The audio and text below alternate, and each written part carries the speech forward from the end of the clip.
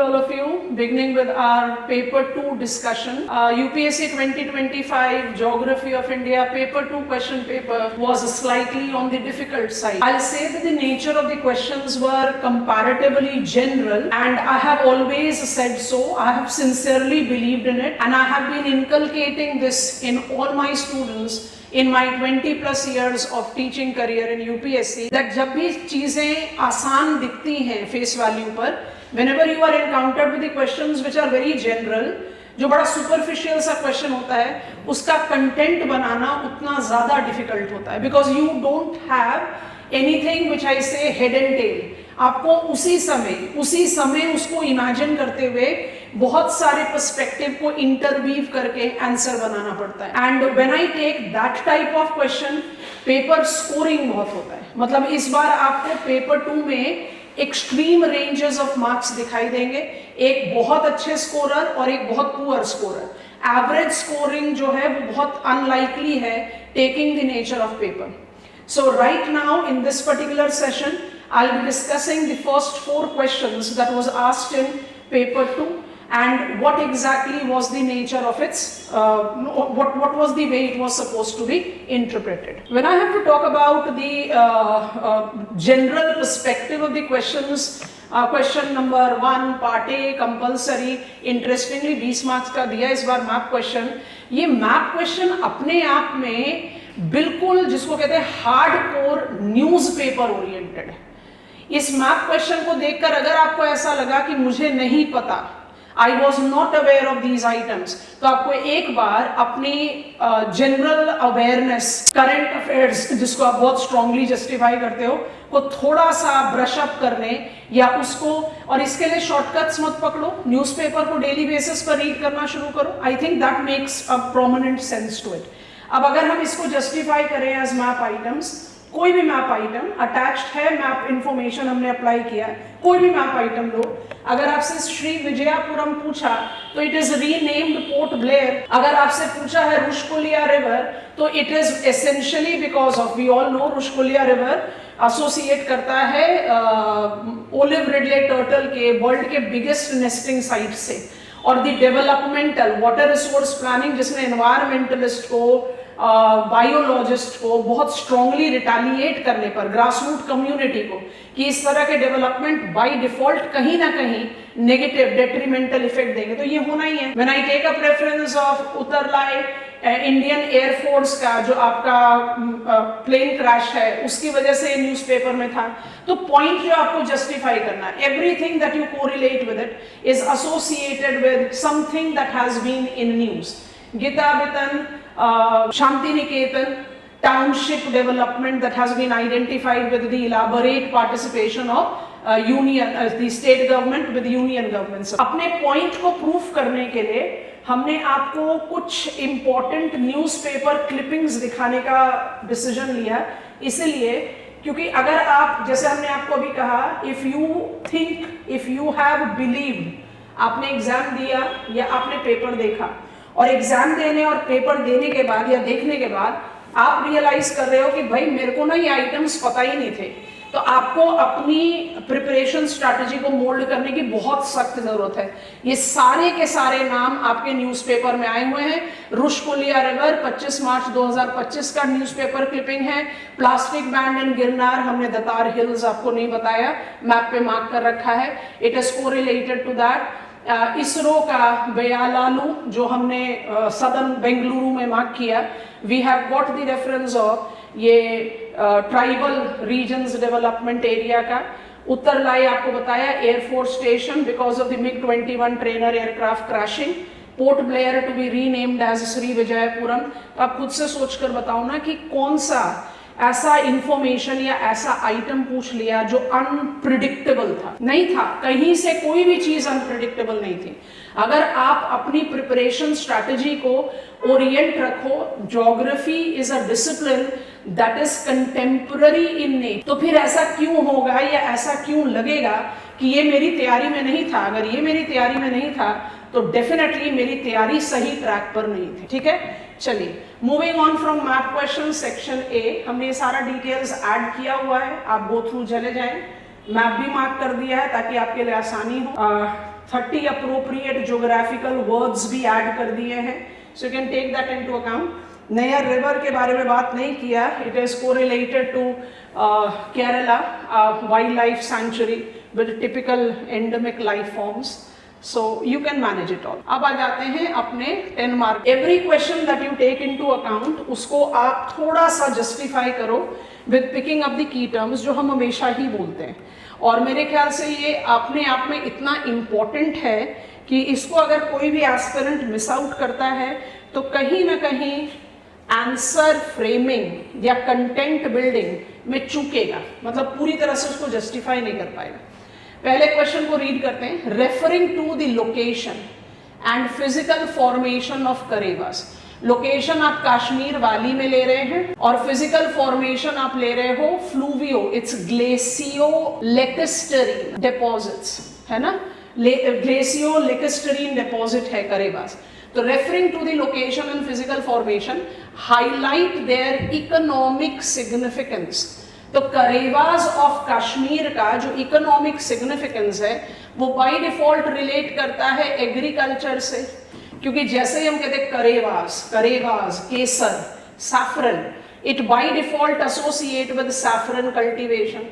उसके अलावा कुछ इंपॉर्टेंट ड्राई फ्रूट कल्टीवेशन जैसे वॉलनट हो गया, एप्रिकॉट हो गया, they are identified to be cultivated in this reason.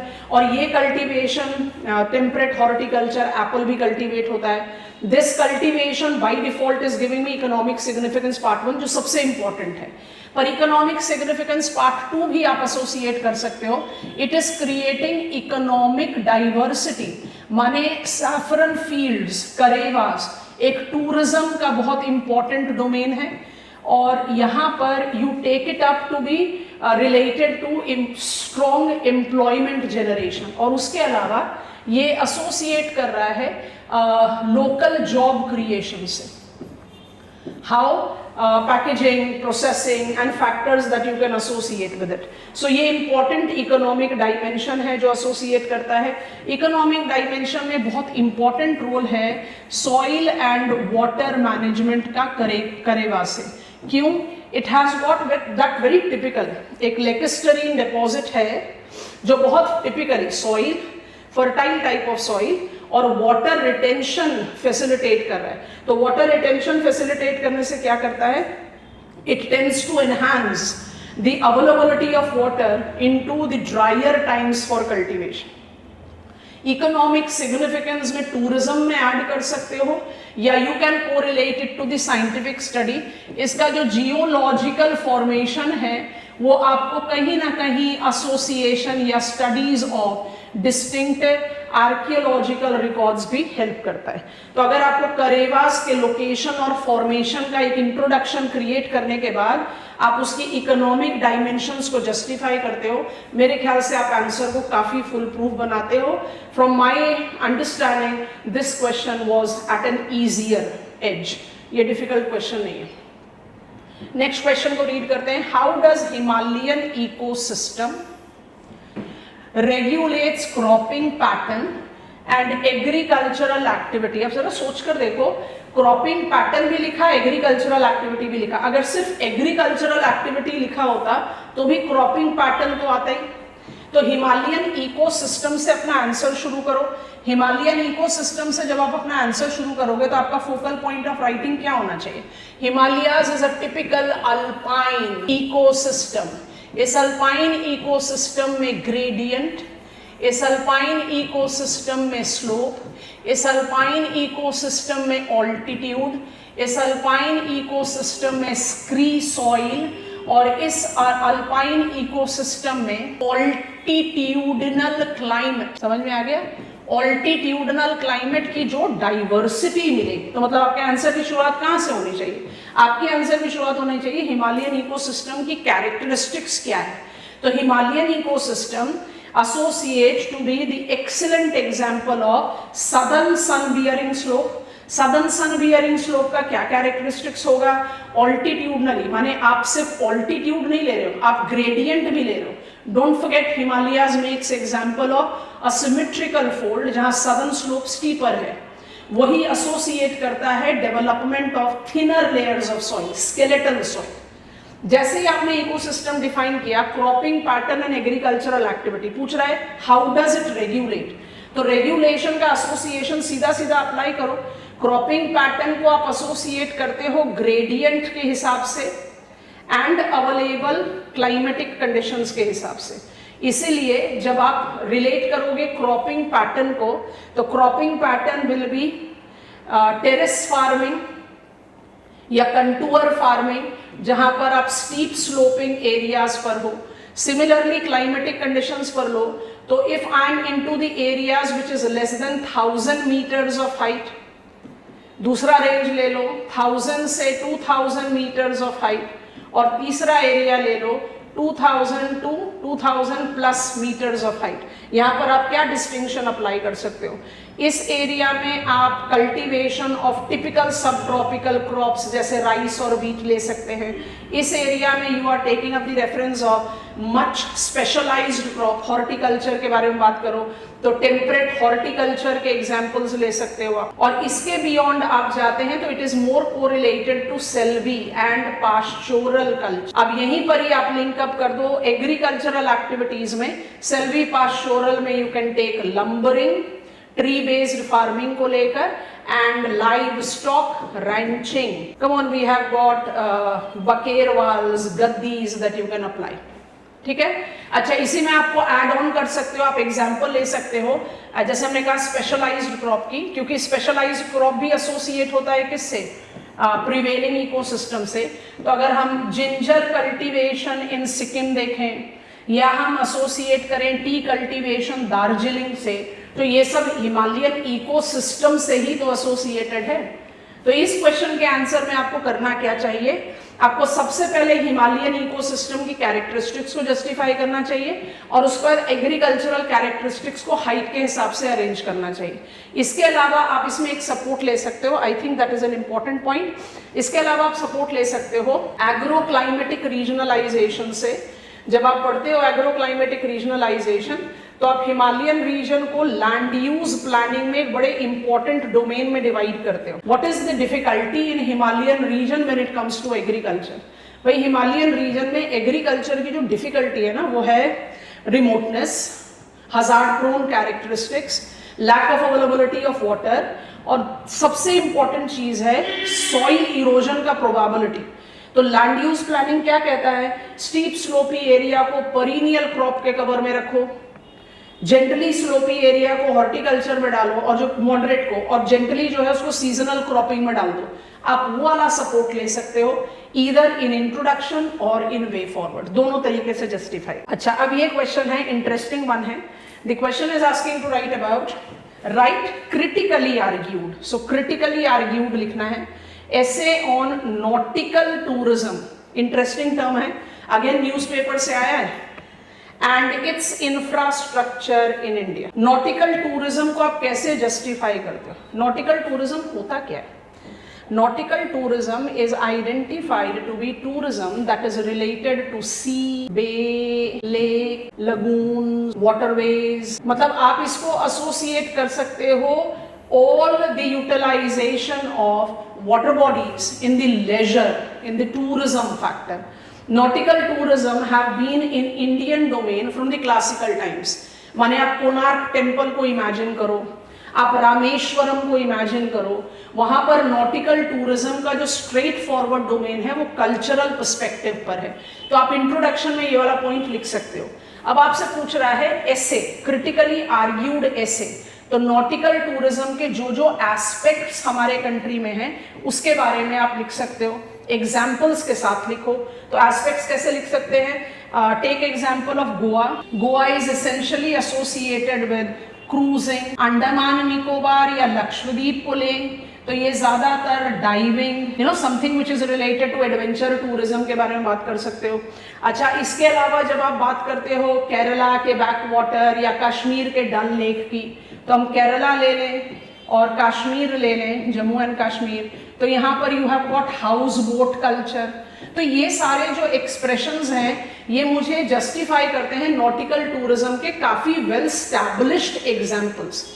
अब हमने रिवर वाटर क्रूज की शुरुआत करी हुई है गंगा रिवर में। अभी present chief minister of Delhi कह रही हैं कि रोपवेज फैसिलिटी प्रोवाइड करेंगी अक्रॉस रिवर यमुना। तो आप जब इन सब चीज़ों के बारे में एग्जाम्पल साइट करते हो, आप एग्जामिनर को नॉटिकल टूरिज्म के एस्पेक्ट समझाते हो, पर क्योंकि लिखना है क्रिटिकली आर्ग्यूड एसे और उसका इंफ्रास्ट्रक्चर, तो मेरे ख्याल से प्रोज एंड कॉन्स दोनों लिखने पड़ेंगे, दोनों चीजें लिखनी पड़ेंगी। तो आप जब एक बेसिक एस्पेक्ट को तैयार कर दो इंट्रोडक्शन देने के बाद, तो आप प्रोज में क्या लिखो? भाई there are many developments that have been injected which gives me the probability of nautical tourism to be reaching leaps and bounds of growth. Sagarmala को लीजिए, क्रूज इंफ्रास्ट्रक्चर डेवलपमेंट को लीजिए, पीपीपी पार्टिसिपेशन को लीजिए। India is we have got port led industrialisation. India is on fast forward track when it comes to tourism and when it comes to infrastructure development. So pros है कि we have got multiple avenues of planning which is giving me a bright future for this sector. और cons है कि अभी भी infrastructural bottlenecks है, अभी भी ग्लोबल कॉम्पिटिटिव लेवल का डेवलपमेंट नहीं है, अभी भी we don't identify the competence of infrastructure that correlates with nautical tourism anywhere to comparable economy. और सबसे इंपॉर्टेंट, नॉटिकल टूरिज्म का अगर प्रोज जा रहा है that we are successfully mobilising ecotourism, तो कौन जा रहा है कि we are having detrimental environmental effect. And that detrimental environmental effect, चाहे इसमें कोरल ब्लीचिंग के बारे में बात हो, क्वेश्चन पूछा हुआ है, और या आप जनरल एक्वाटिक हैबिटेट के डिस्ट्रक्शन के बारे में बात करो, दे ऑल आर चैलेंजेस। तो आपको एक क्रिटिकली आर्ग्यूड लिखना है पॉइंट। और अगर आपने इस की टर्म को पकड़ लिया, जो हम हमेशा बोलते हैं, आप अपने सिलेबस की तैयारी में, ऑप्शनल हो चाहे जनरल स्टडीज हो, अपने सिलेबस की तैयारी में हमेशा इस बात को ध्यान में रखना कि आपका टर्म्स क्लियर होना चाहिए। You are comfortable with what terms stands for. आप लैंग्वेज आराम से क्रिएट कर सकते हो। हम में से ज्यादातर लोग किस चीज में रहते हैं, मैक्सिमम बच्चे कहां पर फंस जाते हैं? वो फंस जाते हैं टर्म्स ही नहीं क्लियर होता। आप टर्म्स को ही नहीं पकड़ पाते तो फिर आप क्वेश्चन को कैसे कॉम्प्रिहेंड करोगे? तो ये चीजें बहुत मेरे ख्याल से क्रूशियल हैं और साल दर साल प्रूव होती जा रही है, और हम साल दर साल वही गलती करते जा रहे हैं, इसलिए हम फेवरेबल रिजल्ट अटेन नहीं कर पाते। आगे बढ़ते हैं। अब मेरे ख्याल से ये बड़ा ही कन्वेंशनल ट्रैक का क्वेश्चन है। कई बार हम फार्मास्यूटिकल सेक्टर के बारे में क्वेश्चन पढ़ चुके, फार्मास्यूटिकल के बारे में क्वेश्चंस की जस्टिफिकेशन दे चुके। रीड करते हैं। Explain the factors which contribute to the growth of Indian pharmaceutical industry. शुरुआत कर दो। इंडियन फार्मास्यूटिकल इंडस्ट्री की शुरुआत जो है वो फेवरेबल पॉलिसी इनिशिएटिव से है। तो मेरे पास फार्मा पॉलिसी 20 मार्क का क्वेश्चन है, बहुत स्कोप है। सो फार्मा पॉलिसी 1970 लिख सकते हो, फार्मा पॉलिसी 2002 लिख सकते हो, फार्मा पॉलिसी 2012 लिख सकते हो, लिखना पड़ेगा मेरे ख्याल से। और फार्मा पॉलिसी 2017 लिखोगे, which has created India as pharmacy of world. आप जब तक इन पॉइंटर्स को जस्टिफाई नहीं करोगे, इंडिया का development as pharmacy of world नहीं होता जस्टिफाइड। आपको लिखना पड़ेगा, क्योंकि क्वेश्चन क्या बोल रहा है, एक्सप्लेन द फैक्टर्स। तो पहला factor which you have to explain, मतलब आप समझ लो कि आपने इंट्रोडक्शन क्रिएट किया यहाँ पर, वहां पर आपको फार्मा पॉलिसी सपोर्ट देना पड़ेगा। How from public sector domain 2002 से you created it as private sector domain. उसके बाद आप ऐड करो, मेरे ख्याल से सब बच्चे करते हैं, ह्यूमन रिसोर्स फैक्टर को ऐड करो, रिसर्च एंड डेवलपमेंट को ऐड करो, identify the robust demand that India correlate with, और रिसर्च डेवलपमेंट के साथ ऐड कर सकते हो, या पांचवा पॉइंट ऐड कर लो, कॉस्ट कॉम्पिटिटिव प्रोडक्शन। भाई हम फार्मेसी ऑफ वर्ल्ड क्यों है? हमारा प्रोडक्शन पर व्यू इतना कॉस्ट कॉम्पिटिटिव है कि India actually is not just world's pharmacy, India is actually attracting global tourism as medical tourism. जब आप फैक्टर्स को एक्सप्लेन कर रहे हैं, आप वहां पर वीव अप कर सकते हो एग्जांपल्स पॉलिसी के साथ। इसलिए हमने कहा पॉलिसी फैक्टर को तो बिल्कुल भी मत छोड़ना। अब हम second part of the question पढ़ते हैं, with specific reference to its concentration in western region of India.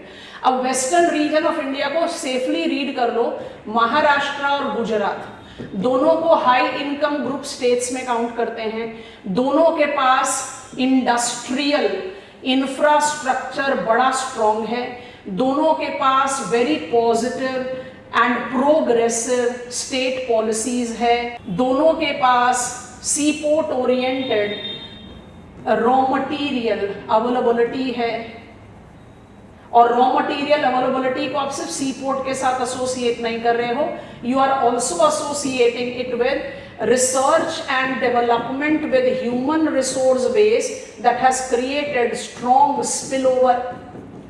अरे सारे के सारे major research and development approaches of pharmaceutical, Cipla को देखो, ल्यूपिन को देखो, सन फार्मा को देखो, इन सब का कंसंट्रेशन कहाँ दिख रहा है आपको? इन सब का कंसंट्रेशन आपको गुजरात और महाराष्ट्र में दिख रहा है।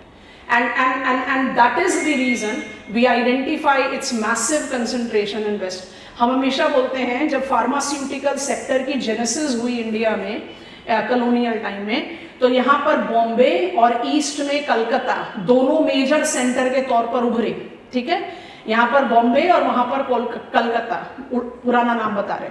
और आज की डेट में जब आप बात करना शुरू करते हो कलकत्ता की, तो it has somewhere lost, lacked behind.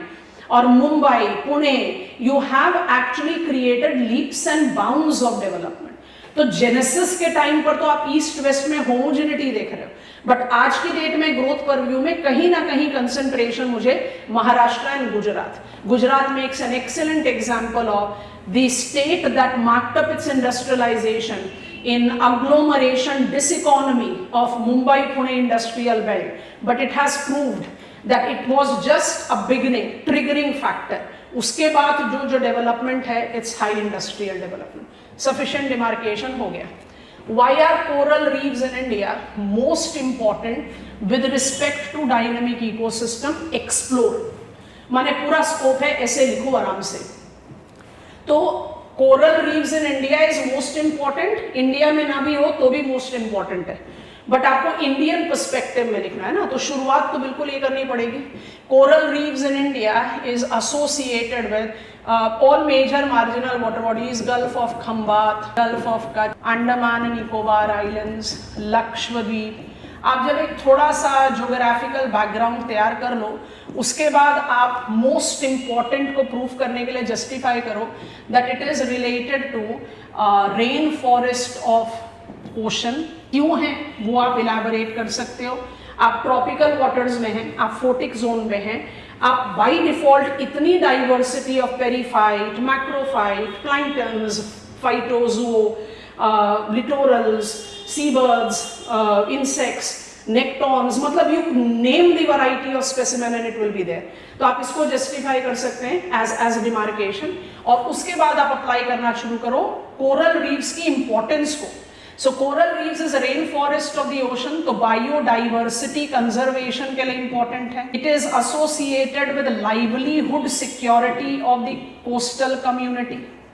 Livelihood security को आप सिर्फ एसोसिएट नहीं कर रहे हो टूरिज्म से, आप लाइवलीहुड सिक्योरिटी को एसोसिएट कर रहे हो कमर्शियल वैरायटीज ऑफ फिशेस से। ऑन कोस्टल कम्युनिटी का एग्रीकल्चर में सबसे डोमिनेटिंग एक्टिविटी जो होता है वो है फिशिंग, तो आप फिशिंग के साथ इसको एसोसिएट। इसके अलावा जब आप कोरल रीफ्स की इंपॉर्टेंस की बात करते हो तो न्यूट्रिएंट साइकिलिंग, जब आप कोरल रीफ के इंपॉर्टेंस की बात करते हो you take it with reference to coastal region regulation, माने it tends to create out the controlled habitat restricting hazard, restricting the recurrence of hazard, and it by default is correlated with ecological prominence. क्योंकि आपसे लिख रहा है explore, तो मेरे ख्याल से आप इसके एसोसिएटेड चैलेंजेस भी ज़रूर लिखें, और चैलेंजेस में एसिडिफिकेशन, चैलेंजेस में वार्मिंग अप, कोरल ब्लीचिंग को दिमाग में रखते हुए, एक्सेसिव एक्सप्लॉइटेशन जिसको आप सोवेनियर कलेक्शन कहते हो, आपके बोट एंकर्स से इनका ब्रेकिंग होना, आप सारी चीज़ें लिख सकते हैं। Because when I take reference of corals as an important aquatic habitat, वो सिर्फ इकोलॉजिकल बेनिफिट के साथ रिलेट नहीं करता, वो रिलेट करता है मैसिव इकोनॉमिक बेनिफिट के साथ। वो मरीन फूड वेब का एक बहुत स्ट्रॉन्ग रेगुलेटर है, वो कोस्टल लाइवलीहुड सिक्योरिटी का एक बहुत स्ट्रॉन्ग रेगुलेटर है, और ये सारी चीजें मेरे आंसर में इवॉल्व होनी चाहिए। और इस तरह के क्वेश्चन में इट्स ऑलवेज एडवाइजेबल। ये कह रहा है इन इंडिया, भाई कोरल रीफ तो हर जगह ही उतना ही सिग्निफिकेंट है, तो अगर आपको कुछ इंडियन पर्सपेक्टिव में ज्यादा नहीं भी समझ में आ रहा है तो आप ये टॉपिक को किस में पढ़ते हो, आप इसको पढ़ते हो ओशियानोग्राफी में, आप वहां से कंटेंट डिराइव करो। अगर coral reef, coral triangle of Pacific Indian reason में है तो वो इंडियन ओशन रीजन में भी एप्लीकेबल है, बस सिंपल लॉजिक के साथ अप्लाई करना है। अच्छा, नेक्स्ट क्वेश्चन की तरफ बढ़ते हैं।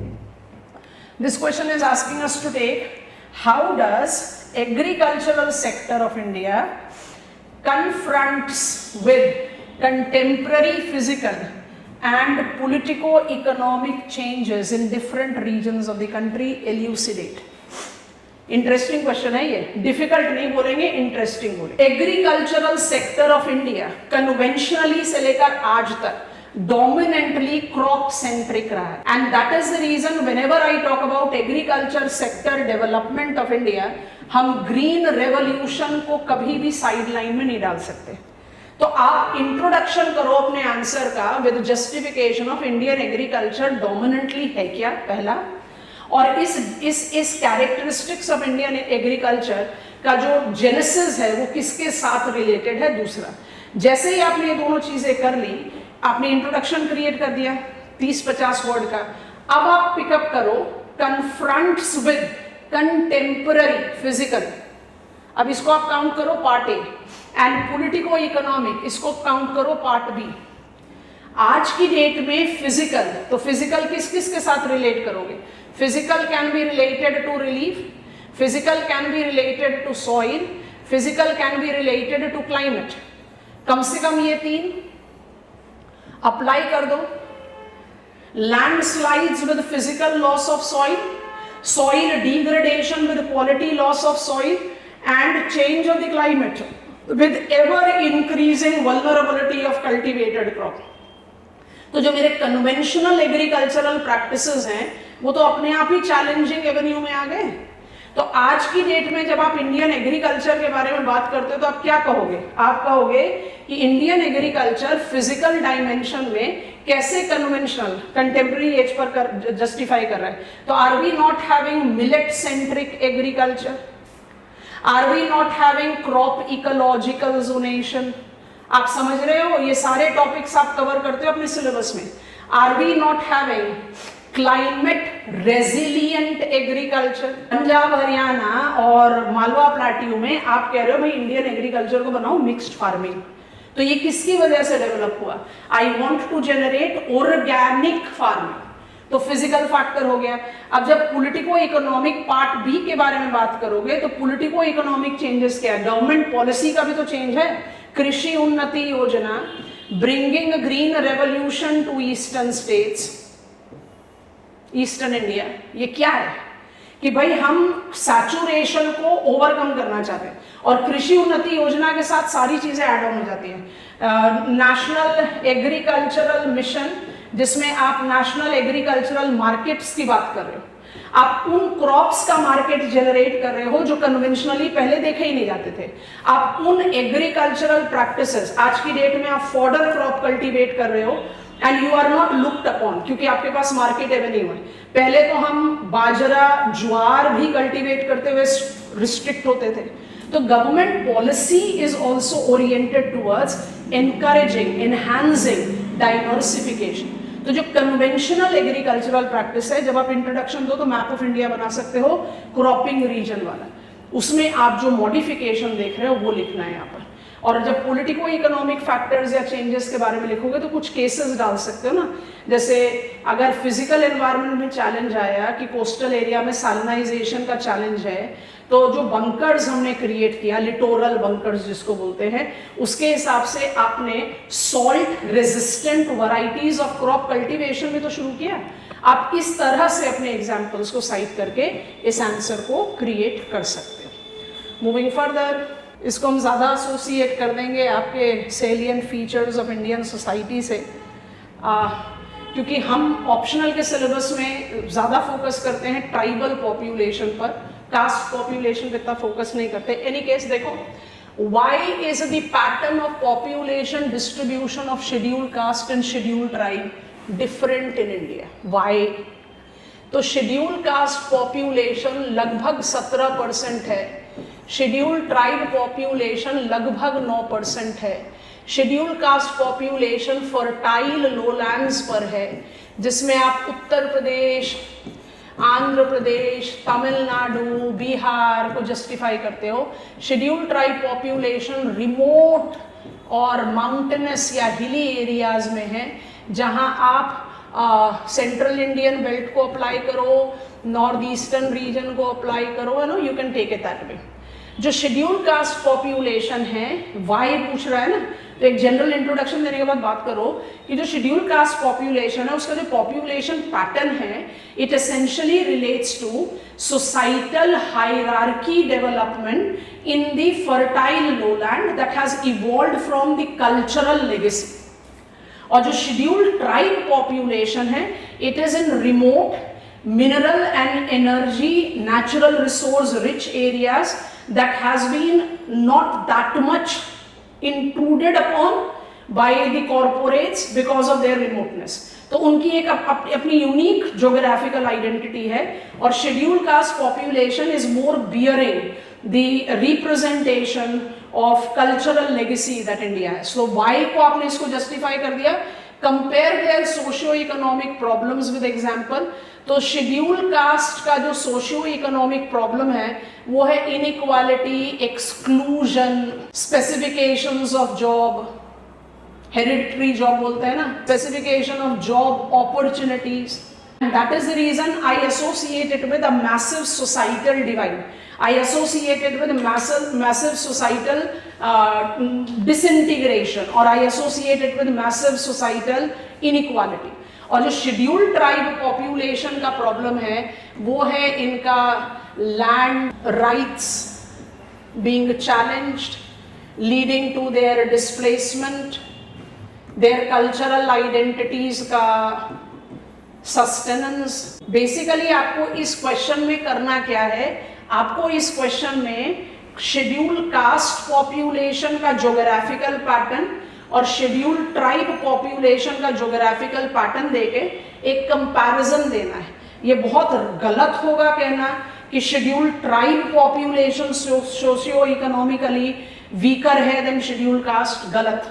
शेड्यूल्ड कास्ट पॉपुलेशन में there are caste categories which are bonded labourers in Bihar, उनका जो सोशियो इकोनॉमिक स्टेटस है वो कई ट्राइबल पॉपुलेशन के मुकाबले में भी बहुत पुअर है।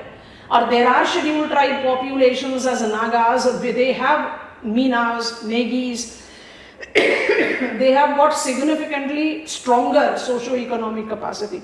तो कोई माइंडसेट का एक बॉटलनेक लेकर नहीं चलना है, यहाँ आपको जज करना पड़ेगा दोनों कैटेगरीज, उनका ज्योग्राफिकल लोकेशन, फिर कंपेयर कर दो, their socio economic problems associated, answer evolve out होगा। Okay, highlight the characteristics of land utilization in Eastern Ghats.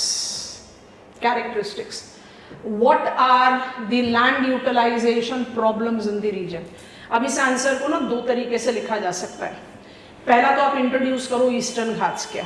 तो ईस्टर्न घाट्स को आप एसोसिएट करते हैं रिवर ब्रह्मणी से टेक्निकली नीलगिरी तक, और प्रैक्टिकली आप इसको ले जा सकते हो सदर्न हिल्स में जवादी और शेबरॉय के साथ। इसका मतलब या तो आप फिजिकल, ईस्टर्न घाट पूछा है तो मेरे ख्याल से फिजिकल एंटिटी देना ज़्यादा लॉजिकल है। आपने फिजिकल एंटिटी का एक्सटेंशन दिया, उसके साथ आप ऐड कर दो पॉलिटिकल, तो मतलब आप उड़ीसा, आंध्र प्रदेश, पार्ट ऑफ तमिलनाडु, क्योंकि आप नीलगिरीज को टच कर रहे हो तो कर्नाटका, आप इनको ईस्टर्न घाट्स में ऐड करते हो। What is the characteristics of land utilization? Eastern Ghats का फिजियोग्राफी कैसा है?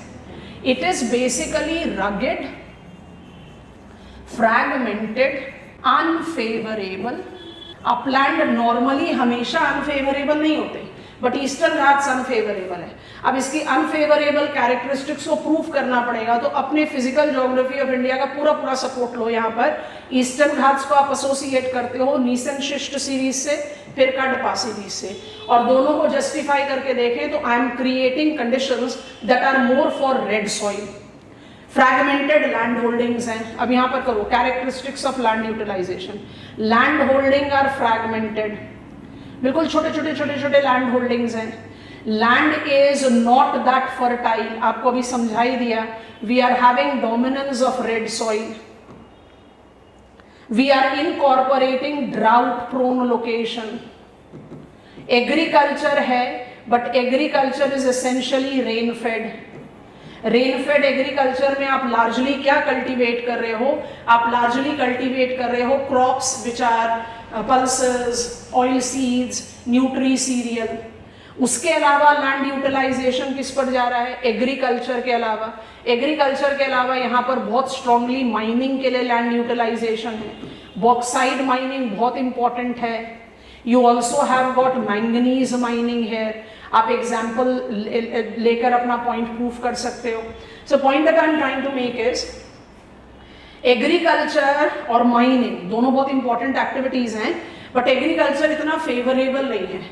And this area is also identified with forest, largely deciduous forest है, जिसमें नॉन टिम्बर फॉरेस्ट प्रोडक्ट, ये बहुत इंपॉर्टेंट लैंड यूटिलाइजेशन का रेफरेंस लेता है, जिसमें महुआ,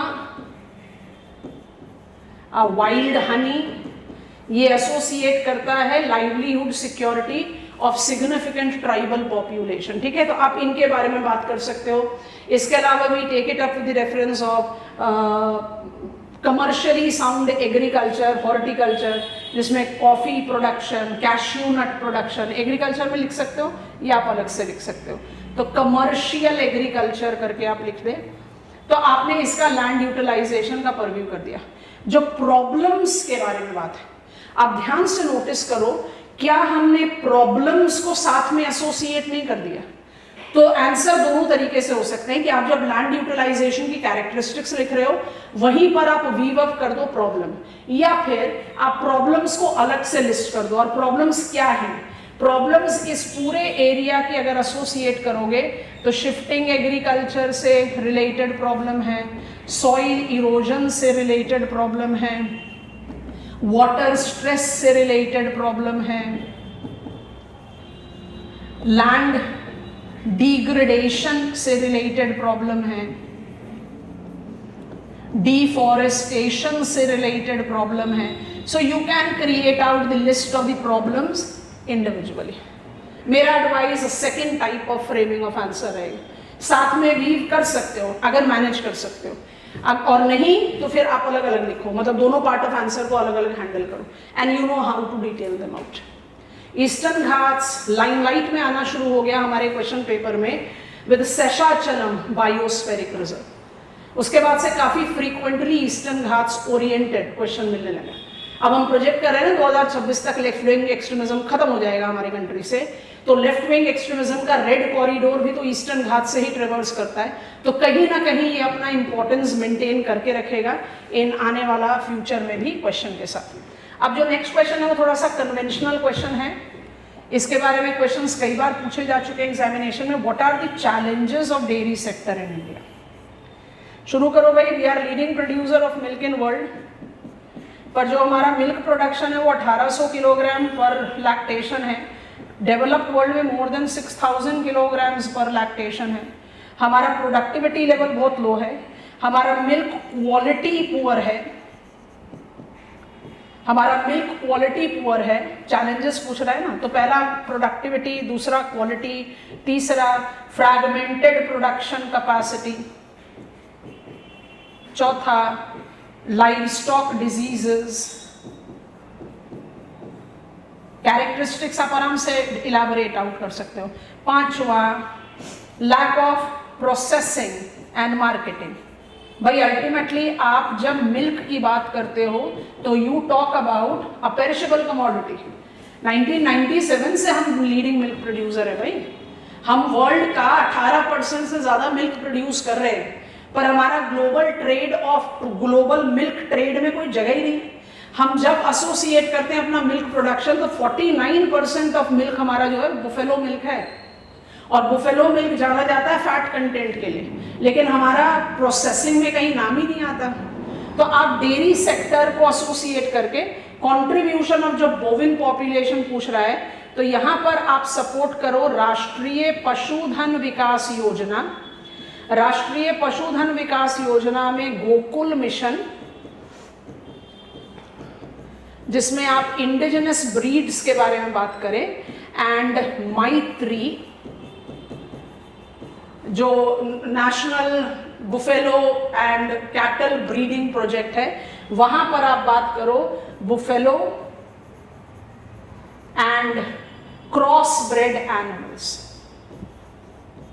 एग्जाम्पल्स जस्टिफाई करके आप इनके पॉपुलेशन कंट्रीब्यूशन के बारे में बात कर सकते हो। जैसे हमने बताया 49% of our milk comes as buffalo milk, उसके बाद we are producing it from indigenous variety, जैसे साहीवाल है, गिर है, नाम लिख सकते हैं आप यहाँ पर। And then we are having cross bred animals. Cross bred animals को हमने बेसिकली इसलिए सपोर्ट दिया है, Maitri multipurpose artificial insemination technicians in rural India. आपने इनमें क्यों सपोर्ट दिया? Because we had to, it was a compulsion for us to somewhere overrule, somewhere overcome जो जेनेटिक डिस्पैरिटी हमने जनरेट कर दी because of generations of ignorance. Tropical animals की lactation capacity ऐसे भी कम होती है, लेकिन हमने जो ब्रीड डिटेरेशन क्रिएट किया because of general ignorance, feed fodder का ध्यान ही नहीं रखा, डिजीज रिपोर्टिंग ही नहीं हुई, gone unreported, so there has been that which has spiralled up in the overall decline in the specimen. इसलिए क्रॉस ब्रीडिंग की जरूरत है। तो आप यहाँ पर सैंपलिंग देके सेकंड पार्ट क्रिएट कर सकते हो, या यहाँ पर बहुत इजी पॉसिबिलिटी है, कंट्रीब्यूशन ऑफ बोविन पॉपुलेशन को आप जब स्टेटस क्रिएट कर रहे हो तब भी लिख सकते हो, दोनों तरीके से लिख सकते हो। These were slight conventional questions. Okay ji, अब आए हम नेक्स्ट 2 क्वेश्चंस की तरफ।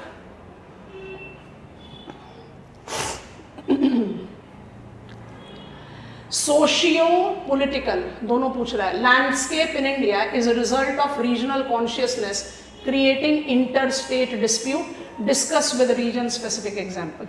शुरुआत करो इंडियन फेडरलिज्म से। India is example of that federal setup which is holding together, और ये होल्डिंग टुगेदर बाय डिफॉल्ट किसके साथ एसोसिएट करता है?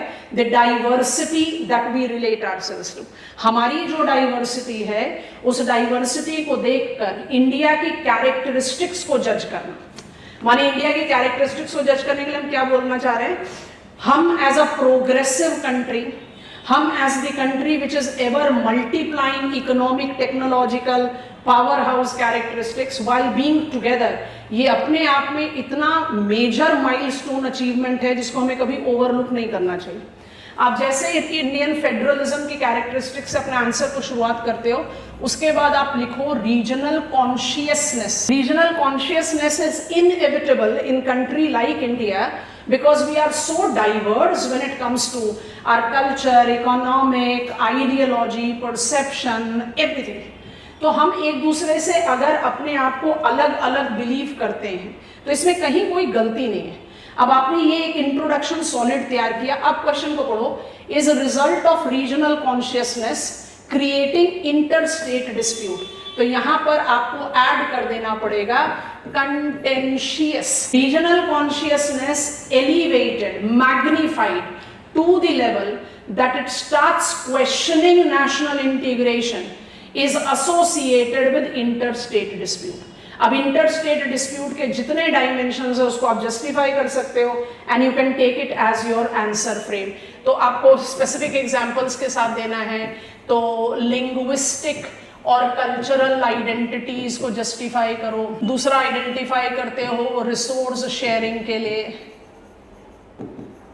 जिसमें स्पेसिफिकली मिनरल और energy resource states Jharkhand, Chhattisgarh, Orissa हमेशा डिबेट पर आते हैं। यहीं पर रिवर वाटर शेयरिंग को भी ऐड कर सकते हो।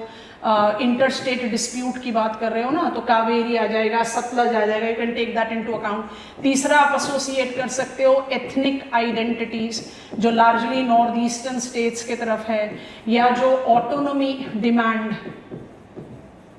जो प्री 2019 जम्मू एंड कश्मीर में बड़ा स्ट्रॉन्ग था, वो आप जस्टिफाई कर सकते हो।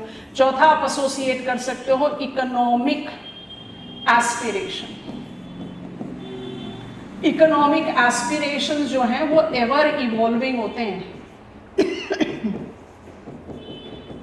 एवर इवॉल्विंग होते हैं। और पांचवा आप लिख सकते हो टेरिटोरियलिटी के नॉर्थ ईस्ट स्टेट में Nagaland versus Assam.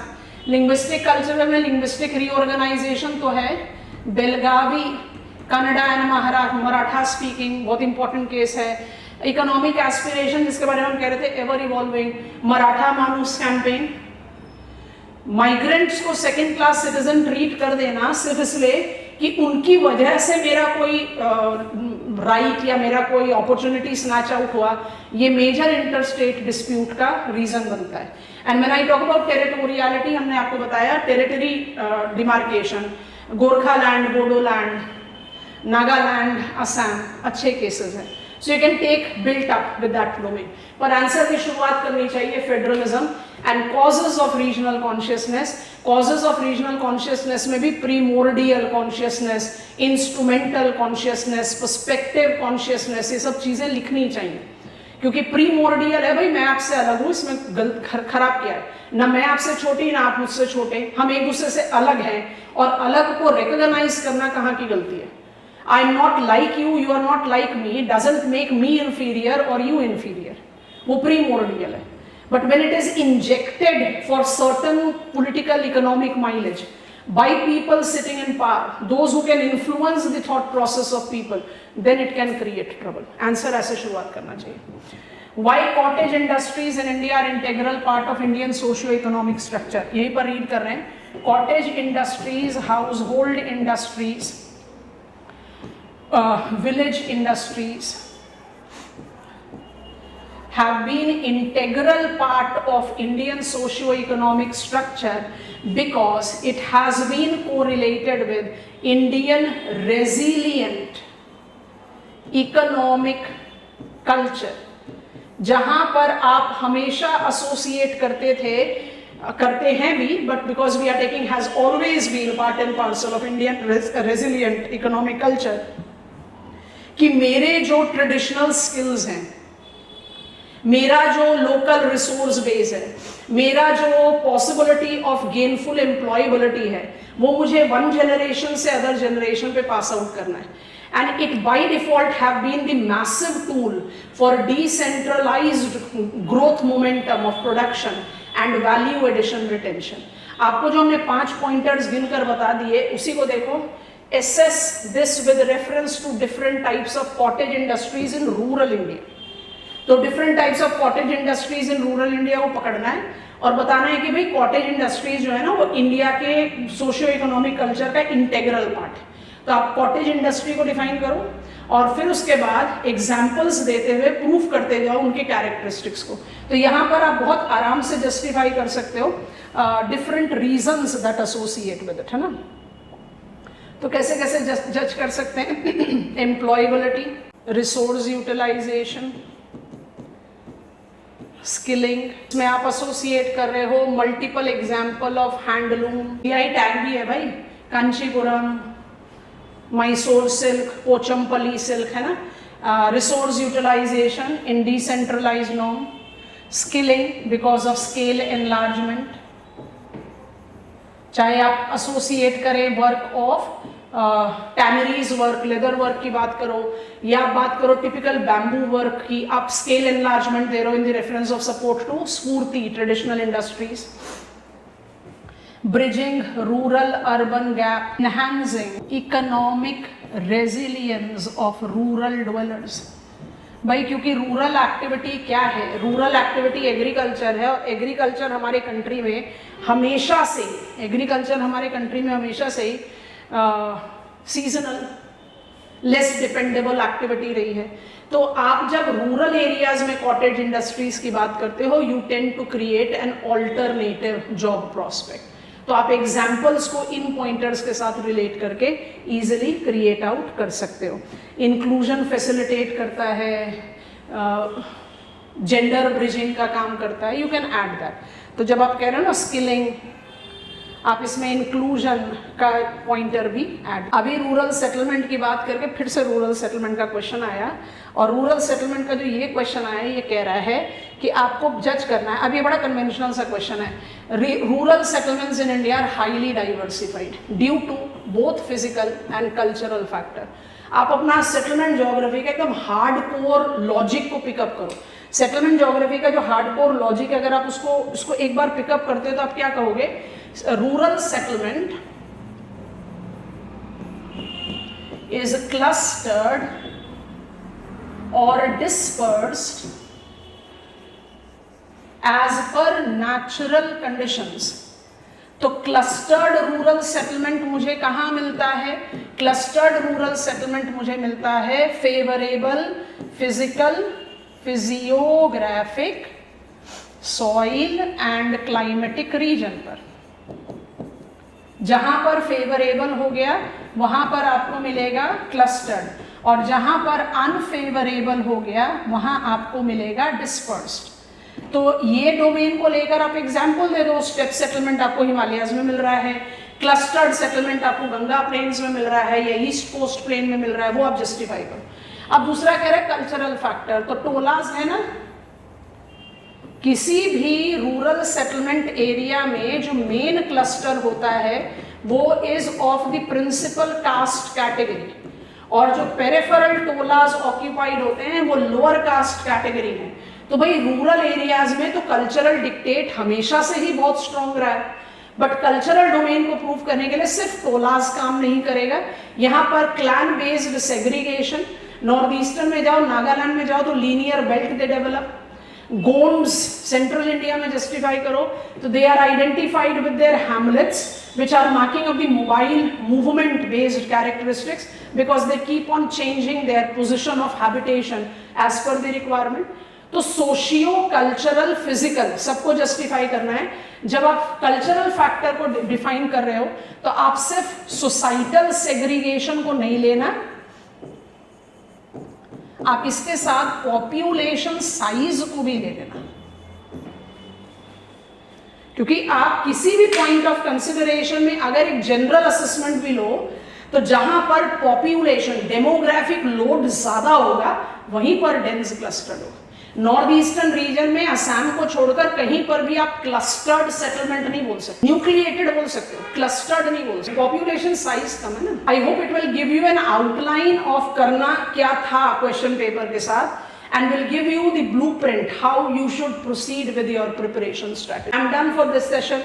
I hope it is going to give you required insight of do's and don'ts when it comes on to preparation of geography optional.